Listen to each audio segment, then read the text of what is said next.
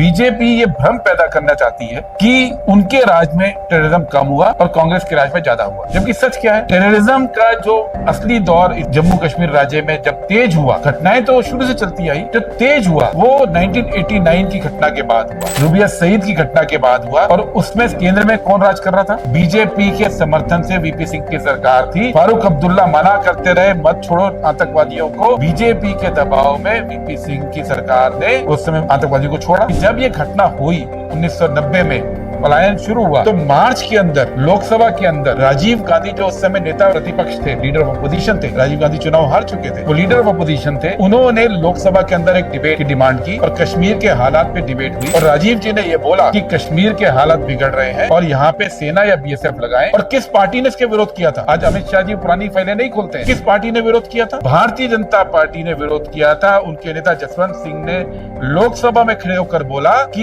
ये low grade terrorism है। मैं एग्जैक्ट शब्द यूज कर रहा हूँ, low intensity low grade terrorism है, इसलिए कश्मीर में ना तो सेना लगानी चाहिए ना बीएसएफ लगानी चाहिए। ये बीजेपी का स्टैंड था। यही नहीं, 1999 में IC 814 की बात हम सब जानते हैं। कौन था सरकार के अंदर? बीजेपी की सरकार थी। दुर्दांत आतंकवादियों को छोड़ा गया था और उन लोगों के छोड़ने के बाद जो कश्मीर में घटनाएं घटी 2001 में, 2002 में, हर साल 4,000 कैजुअलिटी होनी शुरू हुई। 2004 में जब कांग्रेस पार्टी की सरकार डॉक्टर मनमोहन सिंह की बनी, यूपीए की सरकार, तो उस वक्त 2000 कैजुअलिटी कश्मीर में होती थी। और यूपीए ने अपनी नीति के बदौलत, और नीति टेररिज्म में स्ट्रिक्ट रहने की नीति थी कि हम टफ रहेंगे, यहाँ पे विकास करने की नीति थी, जम्मू कश्मीर के लोगों के दिलों पे मलहम लगाने की नीति थी। तो 2004 में जो 2000 कैजुअलिटीज होती थी, 2011 तक आते आते 70 रह गई। 2011 में, 12 में, 13 में, 14 में कश्मीर में जो कैजुअलिटीज होती थी वो 65-70 तक आ गई थी। जो देश में भी आप लगा लीजिए तो कई जगह पे इससे ज्यादा कैजुअलिटीज हो रही थी। और 2014 तक, 2010-11 से लेकर 14 तक यही कश्मीर घाटी थी,